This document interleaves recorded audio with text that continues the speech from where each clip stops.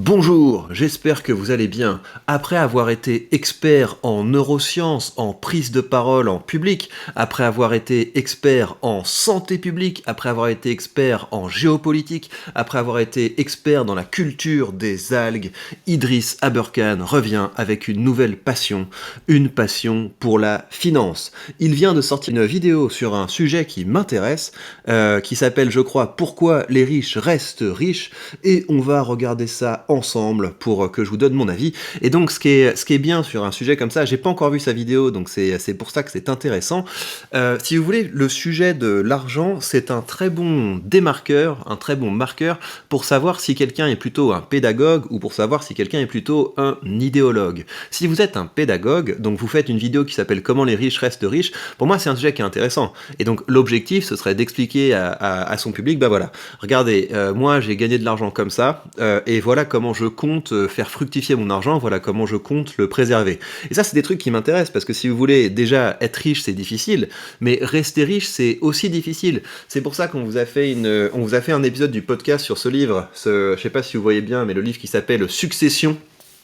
On a un épisode de podcast là-dessus qui montre bah voilà, à quel point les grandes fortunes peuvent en quelques générations se déliter, parce que c'est à peu près, enfin voilà, transmettre un patrimoine, c'est possible, mais pour que le patrimoine soit préservé, il faut transmettre beaucoup plus que ça.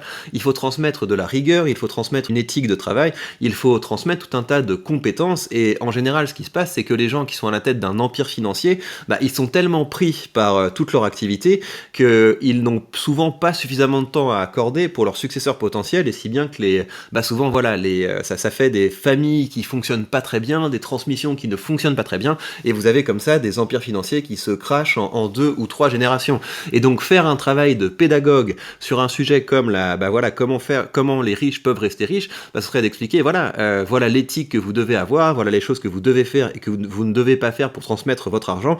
Et donc là on est dans un travail de pédagogue. Vous êtes dans un travail d'idéologue.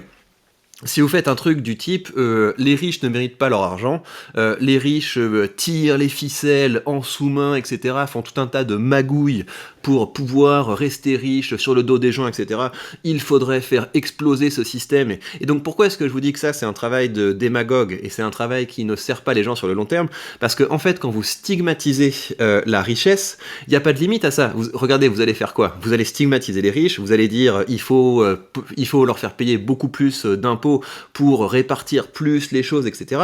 Il n'y a pas de limite à cette logique. Vous arrivez à une logique où dès que ça dépasse un petit peu, on considère que c'est pas mérité et donc qu'il faut plus le taxer. Et ce que vous faites, c'est que vous faites un appauvrissement généralisé. Vous faites un appauvrissement généralisé parce que si vous considérez que de toute façon c'est immérité de gagner de l'argent, vous commencez à vous désintéresser des compétences qui font qu'on peut gagner de l'argent, et en plus ceux qui parviennent à gagner un peu d'argent, vous les surtaxez, et donc à terme, il n'y a plus aucune personne qui a envie d'entreprendre, il n'y a plus aucune personne qui a envie de créer de valeur, et donc c'est comme ça qu'on fait une société qui se ratatine. Donc pour que ce soit un petit peu plus sain, ce qu'il faut, c'est que les gens qui commencent à comprendre comment on fait pour gagner de l'argent consacrent un petit peu de temps à éduquer les autres sur comment le faire. Et donc moi je sais pas combien il gagne Idriss Aberkan, j'en sais rien, j'en ai aucune idée, est-ce qu'il gagne de l'argent, est-ce qu'il en gagne pas, il a une grosse chaîne YouTube donc il doit avoir quand même certains ronds qui rentrent.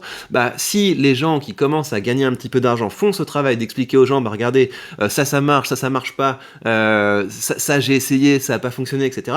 C'est comme ça qu'on peut permettre à un maximum de gens de commencer à devenir un petit peu plus riches, c'est ça l'objectif. Alors que si on commence à faire de la rétention d'informations, ou alors si on commence à démoraliser tout le monde en disant ouais mais de toute façon vous pouvez pas réussir dans ce monde, machin truc, il y a les Illuminati qui tirent tout derrière les ficelles, etc. Voilà, là on fait un travail d'idéologue et ça ne sert pas à grand chose. Enfin si, ça sert à quelque chose, ça sert à l'idéologue, parce que l'idéologue apparaît comme le grand chevalier blanc qui dénonce les complots, etc. Et bref, on va voir sur quel côté du spectre Idriss Aberkan se situe. Est-il du côté idéologue? Est-il du côté pédagogue? C'est ce que nous allons voir maintenant. Comment on fait pour devenir riche? Il y a une scène dans ce film excellent de Paolo Sorrentino, Silvio et les autres, où on voit Silvio Berlusconi dans sa propriété en Sardaigne. Ah, j'ai vu ce film. J'aime bien les vidéos qui partent comme ça, là, un petit peu en mode narration. C'est assez agréable pour rentrer dedans. J'ai pas compris ce film. J'ai pas compris ce film sur Silvio Berlusconi parce que je trouvais que ça manquait beaucoup de politique. Je trouvais que ça ressemblait plus à un clip avec des gens qui dansent et des, enfin voilà. Je sais que ce qu'il voulait mettre sur le devant de la scène, c'était, bah voilà, c'est un gars qui a passé sa vie à faire des grosses fêtes, à s'amuser autour de sa piscine, etc. Mais je trouvais que ça manquait de réflexion politique, de pratique politique, de tactique politique, ce film. Mais bref, qu'est-ce qu'il nous dit dessus? En train de négocier de l'influence politique. La personne en face de lui, un élu, a besoin d'argent. Quelques millions. Pour lui, c'est beaucoup. Pour Silvio, c'est peu. Il prend sa montre, lui demande le silence pendant quelques secondes et lui dit « Tu vois, le temps que nous venons de mesurer, c'est le temps qu'il faut à mes sociétés pour facturer les millions dont tu as besoin. Considère donc que ton financement est réglé et maintenant tu peux me soutenir en politique. » C'est beau ça. Vous prenez une belle montre avec un tachymètre. Non, bon, ok, où est-ce que tu veux en venir? Donc oui, effectivement, quand t'as des entreprises qui tournent, quand tu es investi dans des entreprises, bah c'est génial, tu peux avoir de l'argent qui rentre, et comment est-ce qu'on en arrive à ce stade? Il faut commencer par gagner de l'argent de son côté, il faut commencer par l'investir, et enfin voilà, sur cette chaîne, je vous montre régulièrement comment on peut investir sans trop prendre de risques. Vous avez plein d'autres chaînes qui vous montrent ça, à l'heure des ETF, tout le monde peut, bah, à côté de son travail qui consiste à gagner de l'argent, et donc le cœur de votre métier, ça doit être ça, le cœur de votre activité, ça doit être d'augmenter vos revenus en développant vos connaissances et vos compétences, et à côté de ça, bah, vous investissez ce que vous pouvez gagner, et ça vous permet comme ça, bah, d'avoir comme Silvio Berlusconi, d'avoir de l'argent qui tombe sans que vous ayez à travailler. Prends pour faire un hamburger et ça vous donnera son nombre de burgers à l'heure. Tiens, comment devient-on riche? Le cas de McDonald's. McDonald's, vous savez, ce n'est pas du tout une chaîne de restaurants. Oui, aux États-Unis, on appelle ça restaurant. C'est une régie immobilière. Donc ça, ouais, allez voir le film, le fondateur, etc. Pour le moment, je suis rassuré par la direction dans laquelle nous emmène Idriss Aberkan. Il nous emmène effectivement dans une direction où il raconte différentes aventures entrepreneuriales pour en tirer quelques leçons. Et donc effectivement, bah là, ce qui tire, ça vient du film qui s'appelle Le Fondateur, The Founder.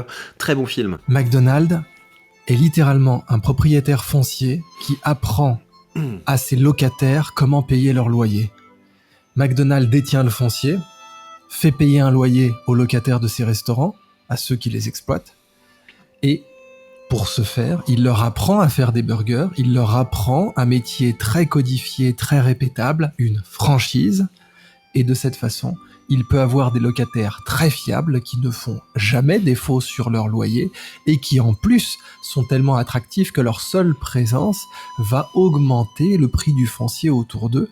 Stratégie qui est également à l'œuvre chez Realty. Realty, l'entreprise là, qui permet d'investir dans l'immobilier aux États-Unis dont je vous parle de temps en temps, c'est exactement leur stratégie. Ils achètent, donc ils investissent à Détroit, donc une ville qui a été un petit peu sinistrée. Ils achètent donc dans le creux des propriétés qui sont dans des quartiers limites, des propriétés qui sont pas toujours en mauvais état, ils les retapent et au bout d'un moment il y a un effet d'échelle parce qu'à force de retaper des maisons dans des quartiers, les maisons autour commencent également à prendre de la valeur et donc on peut créer comme ça un effet qui fait que les travaux qu'on fait sur une maison se répercutent sur les autres maisons, se répercutent sur le quartier et effectivement moi je comprends que McDonald's ait également cette stratégie. Est une régie immobilière. Dans Le Parrain 3, pour rester dans les références cinématographiques, c'est justement dans la régie immobilière que se lance Michael Corleone quand il veut devenir légal, quand il veut rentrer dans le monde justement fréquenté par Monsieur Berlusconi, des gens qui ne sont pas directement considérés comme des mafieux. Et bien sûr, tout le sujet du film Le Parrain 3, c'est qu'en fait, Michael Corleone se rend compte que ce monde des honnêtes gens, ce monde des grands propriétaires... Ah, ça y est, c'est parti. Ça y est, ça part. En fait, les gens qui possèdent de l'argent sont finalement des genres de mafieux. J'espère qu'il va pas s'arrêter à ça, parce que sinon, en fait, au début, tu vois, tu pouvais partir dans cette vidéo en te disant, tiens, c'est chouette, comment ça marche, comment ça fonctionne, comment est-ce que je peux en faire autant? Et j'ai peur que plus on avance dans la vidéo, plus on se dise, finalement, le monde qui gagne de l'argent, c'est un monde qui n'est pas accessible, c'est un monde qui est verrouillé, c'est un monde qui est corrompu. Alors que ça devrait pas être ça le travail d'un entrepreneur ou le travail d'un infopreneur, ça devrait être vraiment de dire aux gens, bah voilà, moi j'en suis arrivé à ce stade, ok, ce stade c'est peut-être pas génial, mais en tout cas moi j'en suis arrivé à ce stade, voilà comment je fais pour faire rentrer mon argent, et si vous voulez en faire autant, ça passe par ça. Terrien est en réalité beaucoup plus mafieux, beaucoup plus agressif, beaucoup plus sale que les rues de Brooklyn auxquelles il était habitué. Donc, McDonald's est une régie immobilière qui apprend à ses locataires comment payer leur loyer. C'est aussi le cas de Starbucks. Starbucks est une régie immobilière qui apprend à ses locataires comment payer leur loyer d'une façon fiable, sans incident, bien mieux que n'importe quel locataire lambda, et en plus avec cet effet d'aura qui vaut une fortune, que quand un Starbucks ouvre, eh bien le foncier autour prend 30% en même pas un an. Starbucks, en plus, a l'énorme avantage d'être aussi une banque, et certains banquiers ont appelé à ce que Starbucks soit régulé comme une banque, parce que Starbucks a des dépôts. Les cartes cadeaux pour acheter votre café, ce sont des dépôts en liquide, et qui sont en plus bien plus rentables qu'une banque, puisque dans une banque, normalement, vous devez pouvoir restituer le liquide, mais dans les conditions générales d'utilisation des cartes cadeaux de Starbucks, bien entendu, à aucun moment Starbucks ne vous rembourse en cash.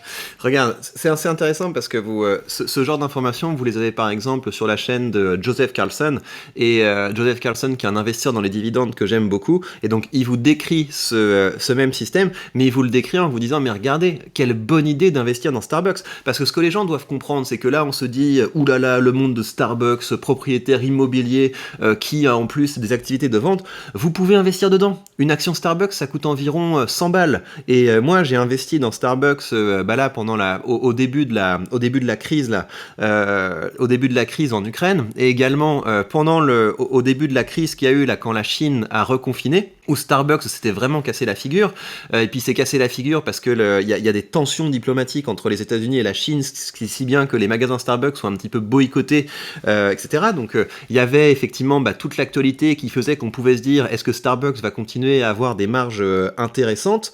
Et quand on regarde des choses sur comment fonctionne le business model de Starbucks, on se dit mais non, en fait c'est une super entreprise, en fait ça vaut la peine d'investir dedans. Et moi sur Starbucks pour le moment je suis en plus-value de 35%, et ça je vous le montre régulièrement parce que moi je vous montre ce que je fais, je suis pas seulement en train de vous dire oui ce serait bien de faire ça, c'est mal de faire ça, etc.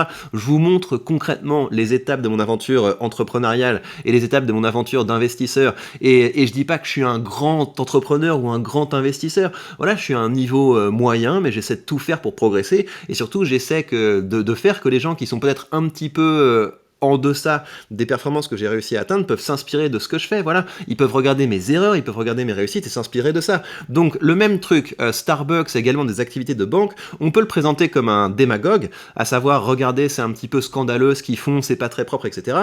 Ou on peut le présenter comme un pédagogue, regardez comment fonctionne ce business, regardez comment il fait pour gagner de l'argent, et by the way, vous pouvez participer à cette aventure entrepreneuriale en achetant des actions de cette entreprise. Et c'est pour ça que la finance, c'est quelque chose qui est très intéressant, c'est que ça permet à n'importe qui de participer à d'autres aventures entrepreneuriales que la leur.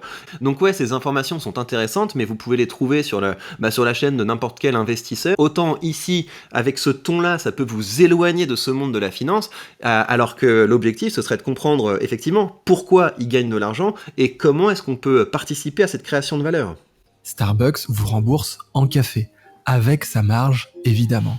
Donc Starbucks a des milliards, littéralement des milliards de dollars en dépôt qui sont payés d'avance et qui sont donc du revenu anticipé. Alors, comment fait-on pour devenir riche ? Alors voilà, donc j'espère que là il va changer de ton et il va dire regardez, voilà, moi je fais comme ça, moi j'investis comme ça, moi j'ai créé un business comme ça, et là on passerait du ton d'idéologue à un ton de pédagogue. Berlusconi à McDonald's, à Starbucks, à Michael Corleone, quel est le dénominateur commun ? Berlusconi prend sa montre et il mesure avec son chronographe un intervalle dans lequel il aura fait N millions. Et son tachymètre, s'il y en avait eu un sur sa montre, lui aurait dit, du coup, combien de millions par heure plutôt que combien de secondes pour 1 million. Mais c'est quoi ce qui est mesuré ? C'est le revenu, le sacro-saint cash flow. Les riches achètent du revenu et les pauvres Ouais, donc c'est à peu près mot pour mot ce que vous avez dans le livre qui s'appelle Père riche, Père pauvre.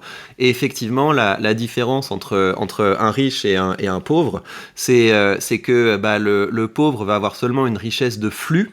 Donc à savoir, j'ai de l'argent qui rentre et je dépense tout, je suis obligé de dépenser tout. Accéder à la richesse, c'est commencer à immobiliser une partie de cet argent, même de toute petite somme. Hein, on commence par économiser un petit peu d'argent sur ce qu'on devrait dépenser. On immobilise 50 balles et ces 50 balles, on les met dans un ETF et le mois suivant, bah, cet ETF nous aura versé un petit peu d'argent. C'est comme ça qu'on devient riche. C'est passer d'une richesse de flux, à savoir j'ai mon salaire, il repart, à l'immobilisation d'une partie de cette richesse qui commence à augmenter le flux.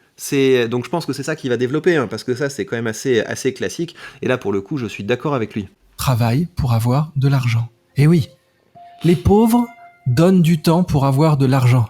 Les pauvres travaillent pour de l'argent. Les riches font travailler l'argent pour eux. Qu'est-ce que c'est qu'être riche ? C'est avoir des sources de revenus multiples et en avoir acheté plein. Typiquement, un magnat de l'immobilier qui possède 7000 appartements qui chacun vont lui rapporter autour de 1000 euros par mois et va donc faire un revenu brut de 7 millions d'euros par mois. Alors regardez, c'est encore là que je pense qu'il y a un petit peu un petit problème, enfin un problème, en tout cas c'est un choix éditorial de sa part, c'est qu'il fait un trop gros gap entre d'un côté les pauvres gens qui travaillent sur des chantiers et qui sont condamnés toute leur vie à échanger leur temps contre de l'argent, et de l'autre côté des super riches en haut de leur tour en verre, etc., qui n'ont plus besoin de travailler. Ce qui est intéressant, c'est justement les étapes entre les deux. C'est comment est-ce qu'on fait pour passer de ce pauvre qui s'éreinte au travail à quelqu'un qui a de moins en moins besoin d'échanger son temps contre de l'argent parce qu'il a été capable d'immobiliser une partie de son argent pour s'acheter des sources de revenus. Donc je vous donne un exemple tout simple. Hein. Regardez, ça c'est mon portefeuille Realty, donc ça veut dire que je suis investi dans toutes ces propriétés. Vous voyez, vous avez des petites maisons à Détroit, vous avez des bâtiments qui sont plus gros, Détroit, Chicago, Floride, etc. Et donc c'est un portefeuille dans lequel j'ai investi quelque chose comme $3000 et ça me rapporte 75 cents par jour, ça me rapporte $5 par semaine, ça me rapporte $20 par mois, ça me rapporte $272 par an. Donc à ce stade, évidemment, ça fait rigoler. C'est ouais, mais t'es pas Warren Buffett, etc.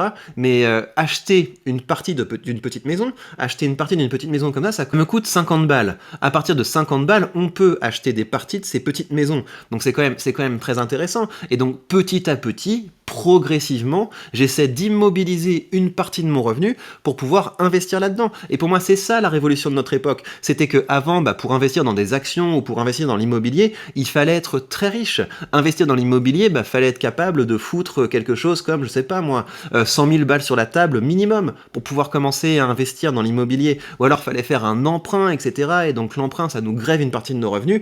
Aujourd'hui, avec tous les outils dont on dispose, c'est possible d'investir à partir de petites sommes. C'est ça, faire un travail de pédagogue. Et donc là, vous êtes sur le site de Realty. Et donc, si ça vous intéresse, vous pouvez mettre 50 balles là-dedans. Et bim, toutes les semaines, vous touchez un loyer. Vous avez un rendement que aux alentours de 10%. Là, c'est pareil. Vous mettez 50 balles là-dedans. Et puis, vous avez un rendement de 10% là, maintenant, tout de suite. Donc, c'est quand même intéressant. Alors, après, évidemment, il y a des risques. Quand vous commencez à investir, il y a toujours des risques. Mais c'est là que les connaissances et les compétences entrent en jeu. Vous pouvez vous former. Vous pouvez commencer à apprendre. Vous pouvez commencer à vous dire, tiens, ça, je pense que c'est moins risqué que ça. Vous avez tellement de contenu là-dessus que c'est dommage de pas vous en saisir. Et je pense qu'une vidéo sur comment les riches restent riches ou comment devient-on riche, ça devrait être ça la base. Ça devrait être de dire, voilà, les riches font comme ça. Vous, à ce stade, vous n'êtes pas encore riche, mais regardez, il y a des outils qui vous permettent de faire comme les riches à votre échelle et progressivement, ça va vous permettre de grandir. Ça va vous permettre de moins être dans cette situation où vous êtes à flux tendu comme ça. J'échange mon temps contre de l'argent et à la fin du mois, il ne me reste rien. Et comment il devient riche ? Certainement pas en payant cash, en empruntant à la banque. C'est l'histoire typique de Patrick Drahi.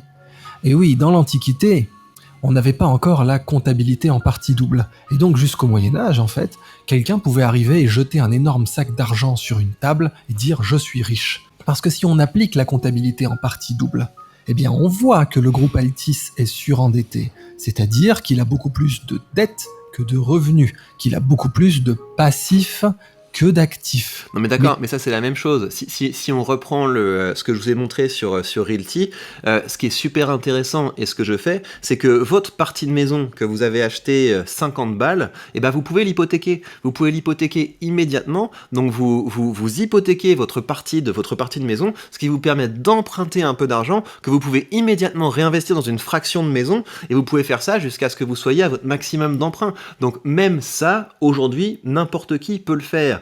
Et donc, ok, très bien, effectivement, le levier du crédit, c'est quelque chose qui permet de s'enrichir plus rapidement, et c'est accessible aujourd'hui à tout le monde. Parce qu'avant, c'était très compliqué. Pour pouvoir hypothéquer, il faut mettre quelque chose en collatéral. Il fallait pouvoir être propriétaire d'une maison pour pouvoir l'hypothéquer et ensuite faire une autre opération immobilière. Aujourd'hui, vous mettez 50 balles dans une partie de maison, vous l'hypothéquez, vous ne devez pas passer face à un notaire, vous ne devez pas passer par un banquier. Voilà, c'est un système qui permet avec la finance 3.0, voilà, vous pouvez faire ce genre de choses. Tant que vous avez accès au crédit par vos appuis politiques, par l'influence notamment médiatique que vous avez gagnée, eh bien, les banques, d'ailleurs souvent publiques, vont continuer à vous prêter. Et elles vous prêteront d'autant plus que, en face, parce que vous avez un groupe médiatique, vous pouvez leur offrir des appuis politiques. Voilà, et donc c'est là qu'on part dans le trip, c'est évidemment que ça existe ça, mais c'est pas ça le point. Le point c'est comment une personne partant de pas grand-chose est capable de faire quelque chose de comparable, quelque chose qui fonctionne. Parce que là les gens vont se dire quoi en regardant ça, ils vont se dire ouais, c'est dégueulasse, Patrick Drahi, etc. Qu'est-ce qu'on s'en fout de Patrick Drahi? Ce qui est important c'est vous, c'est pas les autres. Ce qui est important c'est comment à partir de maintenant, à partir de ce que vous avez, vous pouvez développer vos connaissances et vos compétences pour pouvoir progresser. Et là, je vous en ai donné des connaissances, et voilà, ça existe des outils qui vous permettent d'investir à partir de petits montants, ça existe des applications sans frais qui vous permettent d'investir dans les actions et de faire exactement ce que font les riches à votre échelle. Ça, c'est des connaissances. Après, pour ce qui est des compétences, ça, moi, je suis pas le plus compétent parce que je suis quand même un investisseur qui suis novice, et vous allez trouver plein de vidéos d'investisseurs. Allez voir les vidéos de Xavier Delmas, par exemple, avec lequel j'ai le podcast, et vous allez voir ce que c'est. Voilà, une fois qu'on a commencé à investir, comment est-ce qu'on fait pour bien gérer un portefeuille, comment est-ce qu'on fait pour éviter tel ou tel type d'erreur, etc. Donc c'est là-dessus qu'on devrait se focaliser, pas sur regardez, il y a ce monde des riches qui est absolument inaccessible, et ça c'est quelque chose qui produit de la démoralisation, et c'est quelque chose qui produit une forme de ressentiment. Dans tous les cas, cet argent ne sera pas perdu, même s'il peut tout à fait être perdu sur le plan comptable. Au passage, s'il existe une perte, elle sera défiscalisée, bien entendu. Donc, comment devient-on riche? On s'endette pour acheter des sources de revenus. Après, il y a différentes formes de sources de revenus. Vous avez bien sûr l'immobilier, vous avez bien sûr les restaurants, surtout s'ils sont franchisés et que la source est donc reproductible à grande échelle dans le monde. Vous avez l'influence politique qui peut vous permettre d'obtenir des marchés publics ou en dernier recours de faire même du trafic d'influence. Et puis vous avez tout un tas d'autres formes, mais les plus belles justement, eh bien ce sont les dettes d'État. Et oui, détenir des appartements, c'est pour les petits joueurs de la richesse, c'est pour les gens qui sont riches, mais qui ne sont pas très influents sur le plan.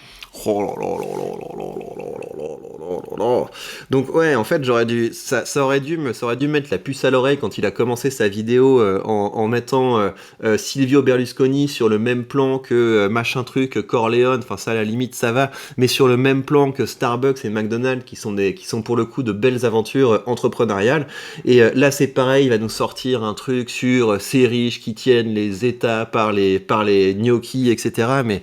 Mais calme-toi mon gars, calme-toi, tout le monde peut investir dans les dettes d'État, c'est un marché qui est ouvert, tout le monde peut le faire, c'est juste que c'est pas le plus intéressant, les rendements jusqu'à présent sont assez mauvais, et là je suis à peu près sûr qu'on va partir dans un délire du type, oui, les gros investisseurs achètent les dettes d'État et donc les obligent ensuite à se compromettre pour faire avancer leur agenda caché de je sais pas quoi, mon popotin sur la commode, alors que l'objectif ce serait plutôt d'expliquer à n'importe qui comment est-ce qu'on fait pour pouvoir utiliser ces mêmes outils, ces mêmes techniques à son échelle, pour pouvoir devenir riche au lieu d'être un pauvre gars sur un fauteuil, écoute un homme orchestre leur expliquer que les riches vivent dans un autre monde, et à la fin de la journée, le gars il est pas plus avancé, il est pas plus riche, il est juste un petit peu plus frustré. En politique, non, l'idéal, c'est de confisquer les richesses qui sont créées par les grands producteurs de richesses dans le monde, à savoir les peuples, les gens, les humains, les villes, les campagnes.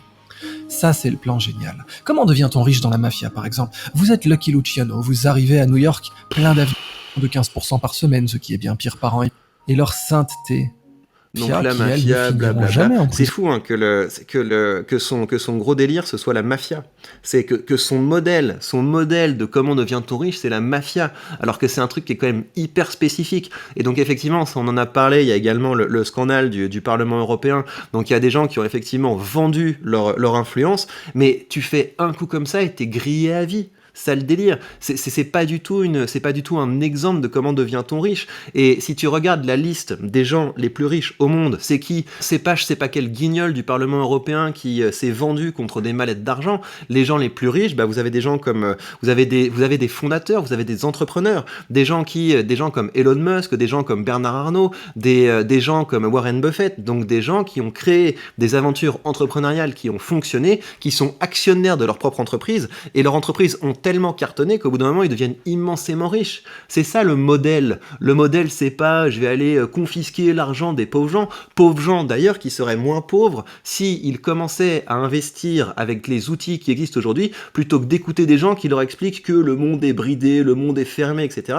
C'est quand même embêtant. Hein. C'est vraiment une mentalité de victime. La France aujourd'hui est endettée à hauteur de 3000 milliards d'euros.